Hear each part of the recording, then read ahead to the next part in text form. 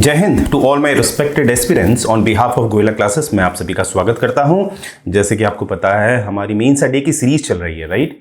तो देखिए वो सीरीज में जो हम क्वेश्चन आज करने वाले हैं वो क्वेश्चन है आपके सामने कि India's notion on right to equality is it similar to Britain और यूएसए, यानी कि समानता के अधिकार पर भारत की धारणा क्या ब्रिटेन या अमेरिका जैसी है। देखिए कभी कभी ऐसा लगता है हमें कि क्वेश्चन थोड़ा सा कॉम्प्लिकेटेड है। जब हम एग्जाम में बैठते हैं मेंस में ज़्यादातर ये होता है कि हम जब क्वेश्चन पढ़ते हैं तो हमें वो टफ लगता है, थोड़ा सा लगता है कि ये क्वेश्चन कैसा आ गया है। पर देखिए ये क्वेश्चन जब आप देख रहे हैं और जब हम इसको भी सॉल्व करने वाले हैं तब आप देखिएगा कितना डिफरेंस है। बहुत ईजी क्वेश्चन है। कैसे हम अटेम्प्ट करेंगे क्वेश्चंस को आज मैं वो भी बताऊंगा कि क्वेश्चन में कैसे आपको कुछ कीवर्ड्स होते हैं वो अंडरलाइन करने होते हैं। और बेसिकली मैं ये इसलिए कह रहा हूं क्योंकि मुझे पता है कि जो गोयला क्लासेस से काफी ऐसे एस्पिरेंट्स हैं जो एकदम फ्रेशर्स हैं, राइट। तो उनकी जो एक मदद मैं करना चाहता हूं अपने एक्सपीरियंस बेस से, राइट। तो आइए शुरू करने से पहले देखिए मैं एक आपको कोट आपके साथ शेयर करना चाहता हूं कि कोट है, it is best to choose discipline now otherwise discipline will pick you and latter is worse. क्या है? अभी अनुशासन चुनना सबसे अच्छा है, अन्यथा अनुशासन आपको चुन लेगा और बाद में और भी बुरा होगा। यानी कि अगर आप अभी अनुशासन में नहीं रहेंगे, यानी कि अपने गोल को हासिल करने के लिए आप अनुशासन को नहीं अपनाएंगे तो कल ऐसी स्थिति हो जाएगी कि आप सफलता तो नहीं पा पाएंगे। अब क्या होगा, आपको कहीं ना कहीं अपने करियर के लिए वो जॉब करनी पड़ेगी जिसको आप बिल्कुल पसंद नहीं करते हैं, तब भी आपको किसी और के द्वारा अनुशासन में आना पड़ेगा। तो इसीलिए मैं कह रहा हूं मेरे एस्पिरेंट्स से कि अनुशासन में आप खुद आइए, अनुशासन आपको ना चुने, राइट। तो आइए देखते हैं क्वेश्चन। तो देखिए क्वेश्चन कैसे सॉल्व करना है, राइट। तो क्वेश्चन में देखिए इंडियाज नोशन मतलब होता है धारणा, ठीक है। क्या होता है? धारणा ऑन राइट टू इक्वालिटी। देखिए अगर कोई इन्वर्टेड कॉमास में आपको मिल रहा है तो उससे आपको क्या पता चलता है कि मेन मुद्दा यही है। तो बात किसकी उठाई जा रही है? राइट टू इक्वालिटी की। किसकी? समानता के अधिकार की। अब पूछा जा रहा है is it similar to Britain और यूएसए। आपको पता है भारत में जो शासन किया था वो किया था ब्रिटेन ने। तो यानी कि भारत के पास बहुत सारे ऐसे नियम कानून हैं जो हमने ब्रिटेन से लिए हैं, परंतु कुछ ऐसे नियम कानून भी देखे जाते हैं जो हमने यूएसए से लिए हैं। तो यहां पर हम देखेंगे कि समानता का अधिकार कहां से लिया गया है भारत का, ब्रिटेन से या यूएसए से, राइट। तो देखिए शुरू करने से पहले, क्योंकि हम जब आपको क्लास देते हैं, क्लास पढ़ाते हैं, तो हमारा जो प्रथम उद्देश्य होता है, फर्स्ट जो हमारा एक मोटो होता है वो ये होता है आपको कॉन्सेप्ट ईजी वे में समझा देना। उसके बाद उनको कैसे लिखना है, कैसे उसका एंड करना है, ये आपको समझाना। तो पहला स्टेप है आपको एक इजी वे में समझाना। तो आपके सामने ये स्लाइड दिख रही होगी, आपको क्या दिख रहा है? ध्यान से देखिए। यहां पर आपको दिख रहा है कि अगर मैं लेफ्ट वाले सेक्शन की बात पहले करता हूं, ये देखिए लेफ्ट वाला सेक्शन, तो हम क्या देख रहे हैं? एक कोई आदमी है, कोई लड़की है और कोई बहुत छोटा बच्चा है। यहां पर आप देखेंगे तीनों को कहीं ना कहीं एक सा ब्लॉक दे रखा है। ये जो स्टूल आप देख रहे हैं तीनों को एक साथ दे रखा है। क्या ये तीनों के काम आ रहा है? देखिए आदमी, अगर मैं आदमी की बात करूं, अगर आप ध्यान से देखिएगा, अगर आदमी की बात करूं तो आदमी को इसका देने का कोई फायदा नहीं है। अगर उसे नहीं दिया जाता तब भी आदमी मैच देख पाता क्योंकि उसकी लंबाई ही इतनी है, राइट। दूसरा आप देखिए, क्या लड़की को बेनिफिट हो रहा है? बिल्कुल हो रहा है, लड़की को बेनिफिट हो रहा है, क्योंकि अगर इसका हम जो वो उसका स्टूल है अगर उसे हटा दें तो उसको मैच नहीं दिख पाएगा, राइट। और जो थर्ड है बच्चा, अब देखिए इस बच्चे को, क्योंकि इसका ये एक हैंडीकैप है, देखिए अगर व्हील चेयर में है तो इसको हम हैंडीकैप बोलेंगे। तो अगर इसको मैं स्टूल दे भी देता हूं इसके कोई काम का नहीं है क्योंकि खड़ा ही नहीं हो पाएगा।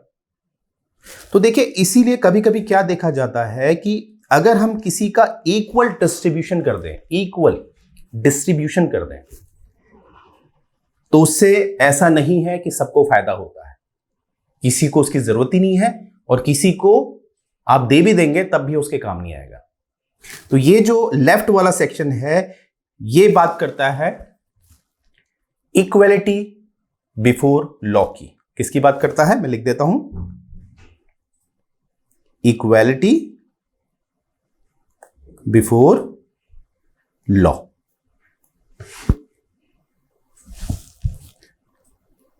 और दूसरा अगर आप सेक्शन देखेंगे, जो दूसरा वाला सेक्शन है, अब मैं दिखाता हूं आपको ये वाला, यहां पर आप देख रहे होंगे जिसको जरूरत जिस चीज की है वो दिया गया है। माफ कीजिएगा, जिसको जरूरत ज्यादा है वो दिया गया है। जैसे कि आप देख पा रहे होंगे कि जो आदमी है उसको उतना नहीं, क्योंकि उसको जरूरत ही नहीं है तो उसको नहीं दिया गया है। उसके बदले का इस लड़की को दे दिया गया है क्योंकि इसको जरूरत है। इसको मे बी एक से उतना फायदा नहीं हो पा रहा। आप लेफ्ट में देखिए, उसको देखने में दिक्कत हो रही है, पर जब उसे 2 दिए जा रहे हैं तो आराम से देख पा रही है। और तीसरा आप देखिए, तीसरा कंडीशन क्या है, ये लड़के को एक पूरी की पूरी एक तरह का जो सीढ़ी है, स्टेयर्स है, वो दे दिया गया जिससे कि ये लड़का भी देख पाए। तो इस सिद्धांत को कहते हैं इक्वल प्रोटेक्शन ऑफ लॉ। मैं लिख देता हूं, इक्वल प्रोटेक्शन ऑफ लॉ। देखिए मेरा कहने का क्या तात्पर्य है, यहां पर आपने अभी जो कॉन्सेप्ट है इसके पीछे ये समझ लेना है, ये वाला सिद्धांत है इक्वालिटी बिफोर लॉ, और ये जो राइट वाला सिद्धांत है ये है इक्वल प्रोटेक्शन ऑफ लॉ। ठीक है, अब हम देखेंगे, थोड़ा थ्योरी देख लेते हैं।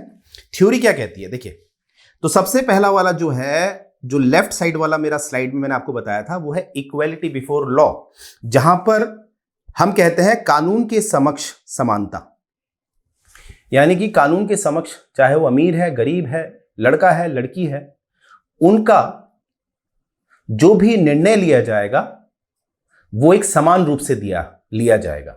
राइट, अब देखिए क्या है इसमें, यहां पर आपको मिल रहा होगा कि यहां पर इसका मतलब है यहां कोई भी व्यक्ति चाहे अमीर हो, गरीब हो, नीचा हो, ऊंचा हो, आधिकारिक हो या गैर सरकारी कानूनी हो, मतलब कोई भी व्यक्ति हो उसको समान ट्रीट किया जाएगा।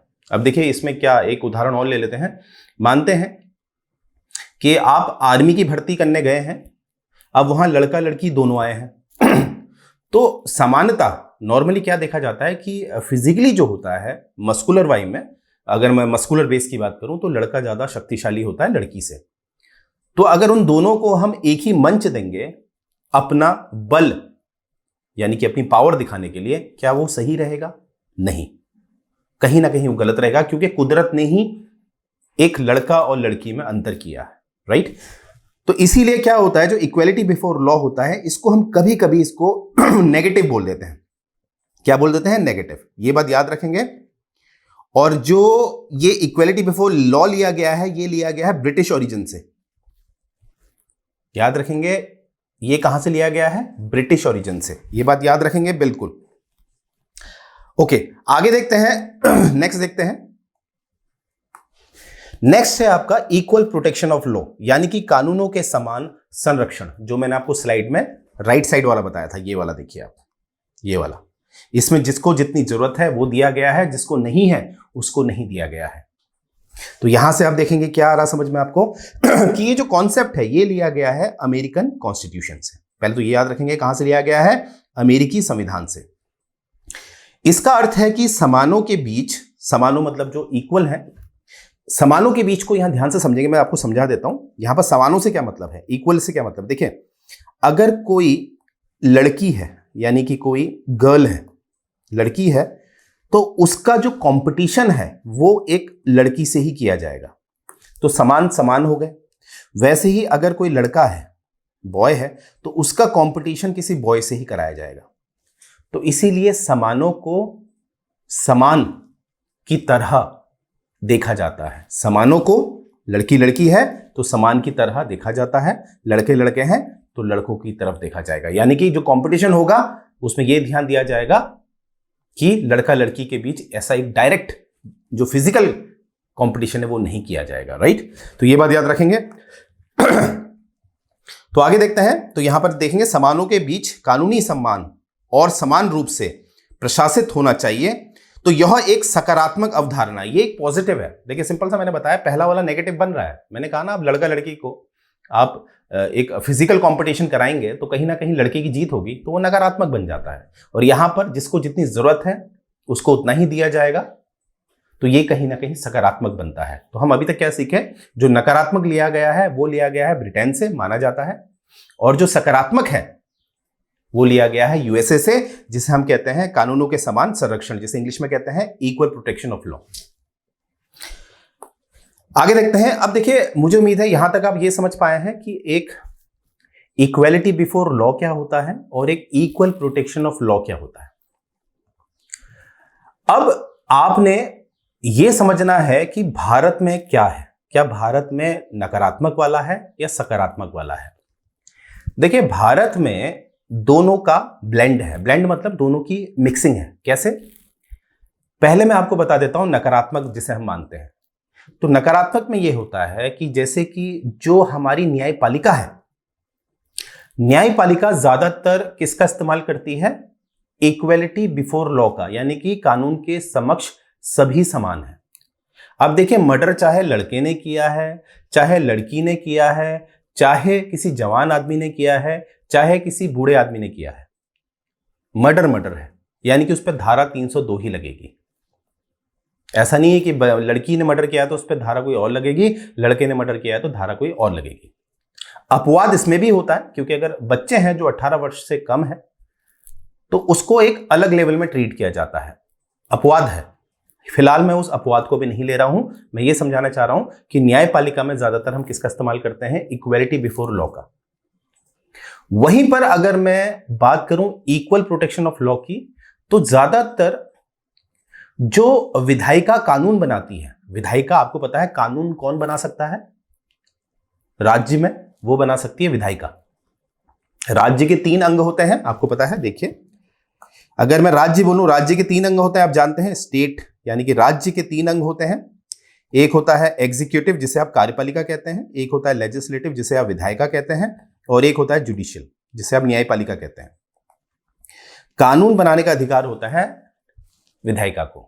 तो जब विधायिका कानून बनाती है तो उस समय यह ध्यान देती है कि कानून कुछ इस तरह से काम करे कि सबको बराबर न्याय मिले, सबको बराबर न्याय मिले। और जैसे कि आप देखिए, जो आरक्षण मिलता है, आरक्षण भी तो एक कानून के द्वारा ही मिलता है कि इस कैटेगरी को मानते हैं, कोई एससी कैटेगरी है, उसको इतना आरक्षण दिया जाएगा, यह भी तो कानून द्वारा तय होता है। एक तरह का यह भेदभाव है, परंतु इसका जो अंत आता है, अंत में जो निकलता है वो समानता ही निकलती है। क्या कहा मैंने? आपको वो शुरुआत में लगेगा कि आरक्षण एक भेदभाव है, नहीं, अंत में आपको पता चलेगा कि वो कहीं ना कहीं समानता ही है। राइट? तो ज्यादातर जो इक्वल प्रोटेक्शन ऑफ लॉ का जो सिद्धांत है, जो एक सकारात्मक है, जो हमने यूएसए से लिया है, उसका ज्यादातर अधिकतम प्रयोग किया जाता है विधायिका द्वारा। अब देखिए, एग्जाम में आपको ज्यादातर ये जो इक्वल प्रोटेक्शन ऑफ लॉ है, जो सकारात्मक है, वो आपको दर्शाना होता है। देखिए, कहने को तो मैं कुछ भी कह दूंगा, राइट, पर मेंस राइटिंग में आप प्रूफ भी लिख दीजिए, जो प्रूफ होता है। कैसे? आपको बता रहा हूं।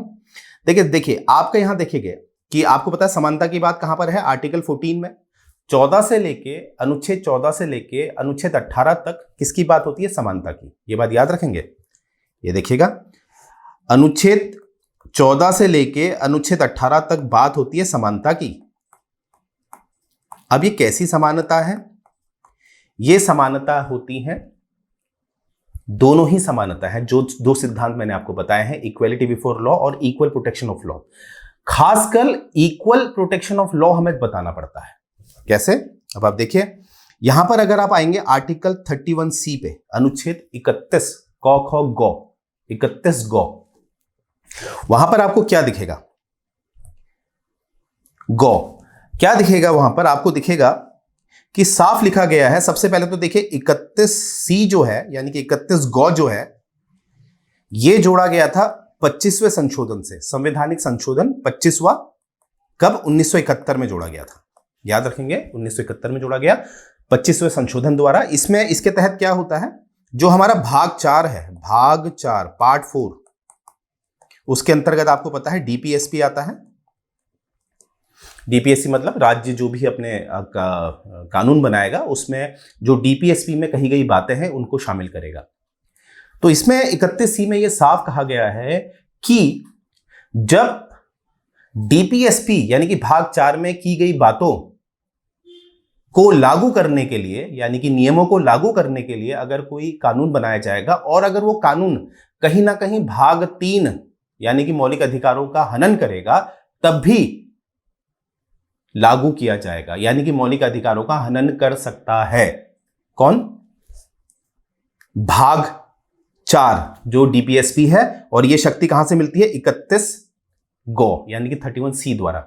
देखिए इसमें भी अपवाद है, हर मौलिक अधिकार का हनन नहीं हो सकता, ठीक है, उसके लिए एक सेपरेट वीडियो बनाऊंगा। फिलहाल इतना याद रखेंगे कि मौलिक अधिकारों को अगर कोई 31C किसको शक्ति दे रहा है? राज्य को शक्ति दे रहा है कि वो भाग 4 में कही गई बातों को लागू करने के लिए भाग 3 के विरुद्ध कहीं ना कहीं जा सकता है, ये बात है। तो ये देखिए यहां पर आप देख रहे होंगे कि कहीं ना कहीं एक को कम किया जा रहा है, यानी कि भाग 3 का जो वर्चस्व है उसको थोड़ा कम किया जा रहा है और भाग 4 को बढ़ाया जा रहा है। समानता नहीं मिल रही है यहां पर दूसरा सिद्धांत मिल रहा है जो हमें मिला है अमेरिका से, equal protection of law, right. Next हम देखते हैं, यहीं पर आपको दिखेगा 105, अनुच्छेद 105। जब आप अनुच्छेद 105 देखेंगे तो उसमें आपको दिखेगा जो हमारे सांसद होते हैं, जो मेंबर ऑफ पार्लियामेंट्स होते हैं, उनको एक बहुत तरह की छूट मिलती है, ठीक है। उनको आप कोशिश करेगा अनुच्छेद 105 को देखने की, क्योंकि फिलहाल इस वीडियो में मैं हर चीज नहीं पढ़ा सकता। तो 105 आप देखेंगे तो आपको पता चलेगा कि सांसद जो है उनको विशेषाधिकार यानी कि एक एक्सेप्शन उन्हें मिलते हैं, तो वो भी तो एक असमानता है। तो यहां पर भी कौन सा नियम फॉलो होता है? इक्वल प्रोटेक्शन ऑफ लॉ, जो हमने कहां से लिया है? यूएसए से, राइट। तो यहां से देखिए जब आप मेंस राइटिंग करते हैं तो कुछ जो भी बात आप करते हैं, मैं कह रहा हूं कि यहां पर इक्वल प्रोटेक्शन ऑफ लॉ का इस्तेमाल किया जाता है भारत में, तो उसके पीछे प्रूफ भी मैंने दे दिए हैं। एक है 31 गौ और एक है अनुच्छेद 105, राइट। अब देखिए जो हमारी माननीय सर्वोच्च न्यायालय है उसने भी अपने काफी जो फैसले हैं, जो ने वर्डिक्ट दिया है, वर्डिक्ट मतलब अंतिम निर्णय जो दिया है, उसमें भी उन्होंने कहीं ना कहीं इसी सिद्धांत से मेरा तात्पर्य है जो सकारात्मक सिद्धांत है, राइट। तो यहां पर आप देखेंगे एक केस है Yusuf versus state of Bombay 1954 का केस। यहां पर आप देखेंगे यूसुफ अब्दुल अजीज वर्सेस स्टेट ऑफ बॉम्बे। अगर आप Yusuf versus state of Bombay 1954 लिखेंगे तब भी आपको फुल मार्क्स मिलेंगे। इसमें क्या है, इन्होंने कहा है कि जो अपराध होते हैं, ऑफेंसेस मतलब जो अपराध होते हैं, जो हमारी महिलाएं हैं उनके विरुद्ध, तो कहीं ना कहीं जो महिलाएं हैं उनको कहीं ना कहीं ज्यादा फेवरेबल पोजीशन मिलती है, मतलब उनकी बात ज्यादा सुनी जाती है। जैसे मान लेते हैं किसी व्यक्ति ने किसी महिला के साथ कुछ बदतमीजी कर दी है, तो केस होगा, तो केस में महिला का पक्ष ज्यादा स्ट्रांग होता है। तो यहां भी एक तरह का भेदभाव किया जा रहा है, आप देख रहे होंगे। पर कहीं ना कहीं समाज में आज भी नारी को नीचे रखा जाता है, इसीलिए नारियों को तवज्जो दिया जा रहा है, इंपॉर्टेंस दी जा रही है, राइट। तो ये यहां पर ये बात याद रखेंगे। तो देखिए अगर आप अनुच्छेद डाल देंगे 31C और 105 प्लस सर्वोच्च न्यायालय का केस डाल देंगे तो आपके मार्क्स बहुत अच्छे मिलते हैं। इट्स ऑल अबाउट मेरिट, मैंने हमेशा कहा है, क्योंकि जो आप पेपर देने जा रहे हैं वहां पर ऐसे कितने व्यक्ति हैं जिन्होंने LLB भी कर रखी है, वो केस स्टडीज डाल देते हैं। तो गोयला क्लासेस का ये प्रयास रहता है कि हमारे जो भी एस्पिरेंट्स हैं वो अपना 100% दें और बहुत अच्छा मार्क्स लाएं, टॉप करें, राइट। तो जितने भी केस मैंने आपको बताए हैं, आर्टिकल बताए हैं, वो अपने याद रखें, राइट। तो देखिए ये आप समझ पाए होंगे। अब एक बार क्वेश्चन में फिर चलते हैं। तो क्वेश्चन देखिए क्या क्या है। इंडिया की धारणा क्या है राइट टू इक्वालिटी की? तो इंडिया की जो धारणा है समानता की, वो हमें कहीं ना कहीं क्या मिलती है? ब्लेंड मिलती है। और कहीं ना कहीं जो सकारात्मक है यूएसए का, वो भी हमें दिखता है बहुत ज्यादा, 31C 105, और मैंने अब यूसुफ वाला जो केस है 1954 का, वो भी मैंने आपको बता दिया। तो ऐसे हमें क्या दिखता है, भारत में क्या है? दोनों ही है। अब सर इसे लिखेंगे कैसे? देखिए सबसे पहले आप क्या करिए, इंट्रो में जो मैंने आपको ये इक्वलिटी बिफोर लॉ के बारे में बताया है, तो थोड़ा इसकी आपने क्या करना है, 3-4 लाइन इसकी दे देनी है यहां पर, जहां पर आपको पूरा दिख रहा है, यहां तक आप ले लीजिए, ठीक है। जैसे आपको मैंने 7-8 स्टेटमेंट दिए हैं, तो इसमें आप जो भी परफेक्ट हैं उसको एक इंट्रो में दे दीजिए। इक्वलिटी बिफोर लॉ वाला, कानून के समक्ष समानता। दूसरा देखिए कानूनों के समान संरक्षण जो है, जो इक्वल प्रोटेक्शन ऑफ लॉ है, उसको भी आप दिखा दीजिए इंट्रो में, क्योंकि इंट्रो में आपने थोड़ा सा दोनों को दिखा दिया, राइट। उसके बाद आपने क्या किया, इंट्रो खत्म हो गया है, इंट्रो में 3-3 लाइन आपने देनी है और इसको सिंगल पैरा में ही रखिएगा। फिर आपने जो बॉडी है, बॉडी में आपने ये सब बातें डाल देनी है कि भारत में जो राज्य है वो 3 में विभाजित होता है। जो राज्य होता है उसके 3 अंग होते हैं, न्यायपालिका, कार्यपालिका और विधायिका। ज्यादातर जो समानता है वो आपकी न्यायपालिका में दिखती है, जैसे मैंने उदाहरण दिया था 302 वाला, चाहे नारी हो चाहे पुरुष हो, कोई भी हो, 302 तो लगेगी, मर्डर है तो मर्डर है, हालांकि उसमें भी अपवाद होता है। और फिर आपने जो इक्वलिटी बिफोर लॉ है उसमें तो आपने आईपीसी वाली बात बोल दी है, और इक्वल प्रोटेक्शन ऑफ लॉ में आपने विधायिका को दे देना है कि विधायिका जब कानून बनाती है, जैसे आरक्षण होता है, इस तरह के जो मुद्दे होते हैं वो कहीं ना कहीं असमानता करते हुए समानता लाते हैं, राइट। तो यहां पर आप 31C 105 और जो केस मैंने आपको बताया था यूसुफ वाला, वो आप दिखा सकते हैं बॉडी में। और अंत में आप कंक्लूजन क्या देंगे, अंत में आप कंक्लूजन देंगे, यहां पर आपका कंक्लूजन क्या होगा, यहां पर आपका कंक्लूजन होगा कि इंडिया में, यानी कि भारत में ब्लेंड है। ब्लेंड मतलब क्या होता है, मिक्सिंग है। तो भारत का जो न्याय प्रणाली है, जो समानता है, वो दोनों ही सिद्धांतों पे चलती है, नकारात्मक जो हम ब्रिटेन को मानते हैं और सकारात्मक जो हम यूएसए की मानते हैं, राइट। तो देखिए इस तरह से आपने क्वेश्चंस अटेम्प्ट करने होते हैं। तो कॉन्सेप्ट पहले आपने क्लियर रखना, क्योंकि मेंस राइटिंग जो भी होती है वो कॉन्सेप्ट का गेम होता है, वरना अगर आप रट के लिखेंगे तो हर किसी के मीन्स सेम हो जाएंगे, राइट। तो मुझे उम्मीद है ये लेक्चर आपको पसंद आया होगा। अब देखिए कल सैटरडे है, कल हमारा जो ये मेंस डे वाली जो सीरीज चलती है वो मंडे टू फ्राइडे चलती है। तो ये जो नेक्स्ट क्वेश्चन आपके सामने मैं ला रहा हूं, what is difference between procedure establish by law और ड्यू प्रोसेस ऑफ लॉ, ये मंडे को हम डिस्कस करेंगे। तब तक आप इसमें रिसर्च करिएगा और ये भी याद रखिएगा कि जैसे कि आप जानते हैं टीओ और एटीओ जो है वो बहुत नजदीक आ गया है, और ऐसे ही हमारी जो टेस्ट सीरीज है, आपको पता है कि तीनों पेपर की हमने टेस्ट सीरीज बनाई हुई है, जिसमें आपको टोटल 30 टेस्ट सीरीज मिलती हैं। और टेस्ट सीरीज जरूर अटेम्प्ट करनी चाहिए, क्योंकि आपको लेवल पता चलता है, राइट। और अगर इंडिविजुअली लेते हैं तो it will cost you 2999 only, और अगर आप कॉम्बो प्राइस लेते हो, personally I am saying just buy this combo price, तो it will cost you 7999। Why I am saying this, because इसमें आपको गवर्नमेंट अकाउंट चैप्टर जो है 1 to 8 डिस्कशन वो मिलते हैं, जो हमारे अलावा कोई नहीं करा रहा है। नेक्स्ट आपको स्टडी मटेरियल दिया जाता है, जिसमें आपके पास इतना समय नहीं है कि आप मटेरियल बनाते रहें, वो हम आपको प्रोवाइड करेंगे, राइट। तो ये बात याद रखेंगे।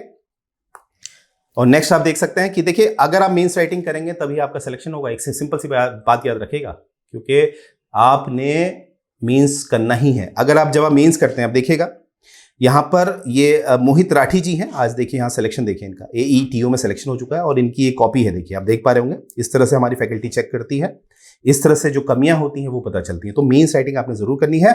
और आपको पता है हमारा जो टेलीग्राम चैनल है, जिसमें हम डेली अपडेट्स देते हैं और इंपॉर्टेंट इन्फॉर्मेशन होती हैं, वो यहाँ पर हम अपलोड करते हैं। तो आपने इस चैनल पर लॉग इन कर लेना है और अपनी जो तैयारी है उसको बेहतर बनाना है, राइट।